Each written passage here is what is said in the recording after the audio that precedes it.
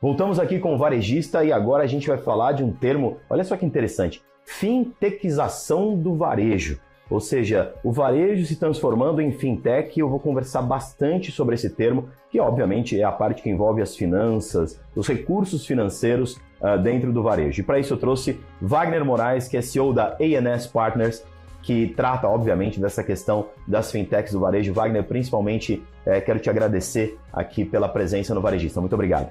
Eu agradeço imensamente, é uma honra muito, muito grande, viu, Rodrigo? Obrigado. Eu que agradeço, Wagner. Já me responde assim, o que é fintechização do varejo? Quer dizer, o varejo se transformou numa fintech no sentido de que os varejistas agora, eu vou usar esse termo para todo mundo já entender, são bancos? É isso que aconteceu? Isso, exatamente, Rodrigo. Mesmo esse movimento é bastante interessante, por quê? Alguns anos atrás o varejo deixou de ser varejo, tá? Eu me explico. Hoje, a principal alavanca de receita do varejo, ela deixa de ser, entre aspas, a compra e venda de mercadoria, ou seja, foco ali na margem bruta. Por quê? A massificação de concorrência, ou seja, elevação dos preços, baixo giro, margens apertadas, endividamento da população, ou seja, alguns anos atrás o varejo ele já vem ganhando mais dinheiro na plataforma financeira do que na compra e venda de mercadoria em si. Algumas empresas mais avançadas, outras menos avançadas, mas agora, de alguns anos atrás, que as empresas acordaram de que não precisam de bancos para mais nada. É possível se construir o seu banco digital. E mesmo eu não gosto muito dessa palavra banco, porque fintech são instituições financeiras, menos encorpadas nesse nível regulatório de banco um pouco, mas traz todas as funcionalidades de uma plataforma financeira. Então vamos pegar esse ponto para quem está em casa entender. Ótimo. Banco e fintech não são a mesma coisa, mas são a mesma coisa. Isso, exato. Boa, eu me explico. Excelente esse ponto. Tá? Banco, nós estamos acostumados com esses bancos grandes, Bradesco, Itaú e diversos outros. Você nome à vontade, fica tranquilo. Isso, e diversos outros. E dentro dessa regulação do Banco Central tem alguns níveis, segmentos prudenciais que se chamam, que fazem a classificação das instituições financeiras de acordo com o tamanho, de acordo com a alavancagem, aí vai. Exemplo, tá? Existe S1 e S2, são esses grandes bancos, aí são bancos comerciais mesmo. Tá? Eles podem ter autorização para ter uma agência bancária, isso, mais aquilo. E quando a gente fala de fintech, a gente está falando do nível 5 aqui, que são as instituições menores um pouquinho, são SCDs, ou seja, sociedades de crédito direto, instituição de pagamento, que só podem funcionar na forma de bancos digitais. Elas não podem ter agências físicas e não tem mais esse grau de complexidade de regulação que um banco comercial tem. O Nubank é um banco ou uma fintech? O Nubank, embora ele já tenha estrutura de banco, entre aspas, é uma fintech. Ele é uma instituição de pagamento, já tem a parte de ECD e nesse instante ele deve virar um banco múltiplo. Mas o Nubank é um caso bastante interessante. O Nubank, hoje ele está com uma base de 105 milhões de clientes e com valuation na casa de 310 bilhões de reais. Acima do Banco Itaú, acima do Bradesco. Por isso que eu perguntei, não nasci ontem, né? Por isso que eu te perguntei, porque quando você trouxe, claro que eu te provoquei de maneira positiva, claro, obviamente, quando você traz a questão da não existência de agências físicas, tem até um Nubank junto com o Burger King ali na Paulista, foi uma ação bem interessante, mas não, eu não quero entrar nesse mérito. O ponto é, para ficar claro para quem está assistindo a gente, né? Você que é desse mercado, isso para você é muito fácil. Eu que trabalho com esse mercado aqui na BMC News, a gente aqui, para nós, isso também é muito fácil de entender. Mas eu queria que você aprofundasse a explicação para quem está ouvindo, não tem nenhum tipo de dúvida, e aí eu chego no varejo para entender essas modalidades de pagamento. Vai lá. Sim, ótimo, excelente.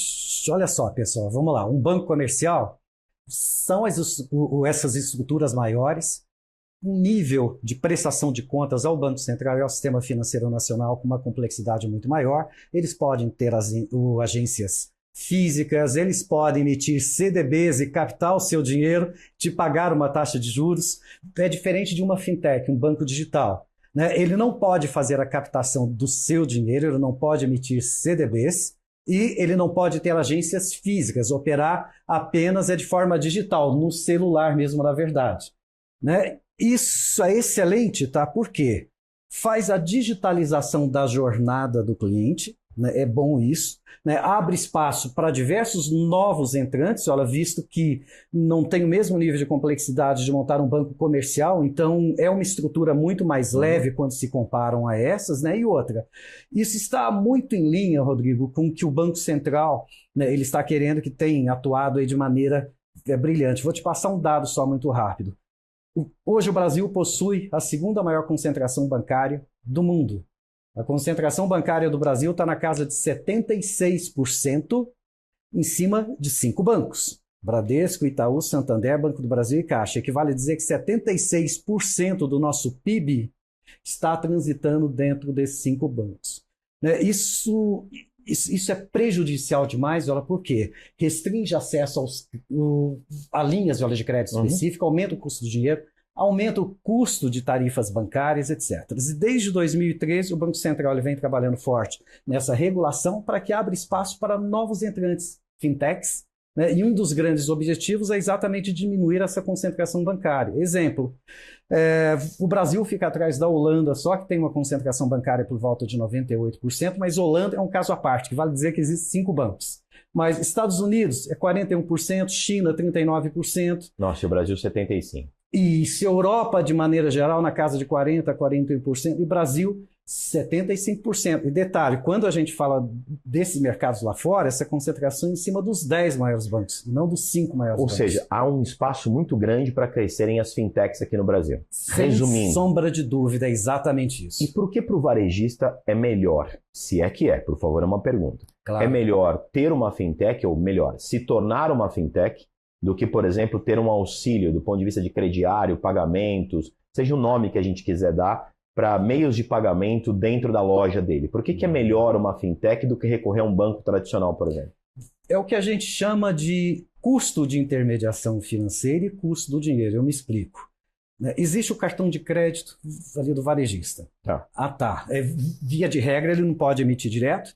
Ele precisa de uma empresa, uma processadora de cartões, uma administradora de cartões. Uma bandeira, você diz? Visa, Mastercard, American, etc. Isso, de forma que deixa o produto dele mais atraente, o cartão de crédito dele mais atraente. O cliente pode usar dentro da loja dele e fora da loja dele. Então, né, esse, entre aspas, é um custo operacional de parceria, ou seja, é uma empresa que vai entrar aqui junto com você. Mas o varejista, ele precisa emitir boletos. Né? Ok, ele precisa de um banco que vai prover esse serviço ali para ele, né? E assim te dando um exemplo muito interessante. Hoje um boleto bancário, dependendo da quantidade que se emite, ele custa de 27 a 35 centavos por um banco, né? E esses bancos vendem um boleto bancário por um varejista a aproximadamente R$1,50 a R$2, dependendo do volume. Ali na casa de 90 centavos, R$1, ou seja, uma margem de lucro absurda, um custo operacional muito grande. Então, quando existe esse movimento do varejo de estruturar a própria estrutura financeira aqui dentro de casa, ter o seu banco, vamos dizer assim, ele vai ter uma economia de custos super forte em cima disso e não vai depender dos outros bancos do mercado. E como é que o varejista faz isso hoje? Sim, ótima pergunta. De 2 formas, né? Ele pode entrar com o modelo mais simples de banco digital, que é o que a gente chama de Bank as a Service, ou seja, ele monta o banco dele, mas abaixo de uma instituição financeira já aprovada pelo Banco Central, né? Então, ele vai ter esse banco digital dele, só que mais limitado em termos de custo. A outra opção, ele dá entrada num pedido de autorização junto ao Banco Central, junta todos os documentos, formulários, faz a integralização de capital inicial e vai levar, em média, aí, de uns 6 a 12 meses para que o Banco Central ele possa aprovar essa licença do banco digital ali do varejista, e após a aprovação do Banco Central vai levar mais uns 4 a 5 meses aproximadamente para que se estruture toda essa plataforma sistêmica, áreas, pessoas, isso mais aquilo. Equivale dizer que, em média, 15 a 16 meses aproximadamente, ele está com um banco regulado pelo Banco Central. Tá. É diferente do Bank as a Service, é um modelo muito mais simples, mas o ganho é muito menor aqui em cima. Para a gente finalizar, você ajuda os varejistas a fazer isso? Sim, é o que a gente faz ali dentro da ENS Partners. Nós atuamos com aquilo que a gente chama de Venture Builder.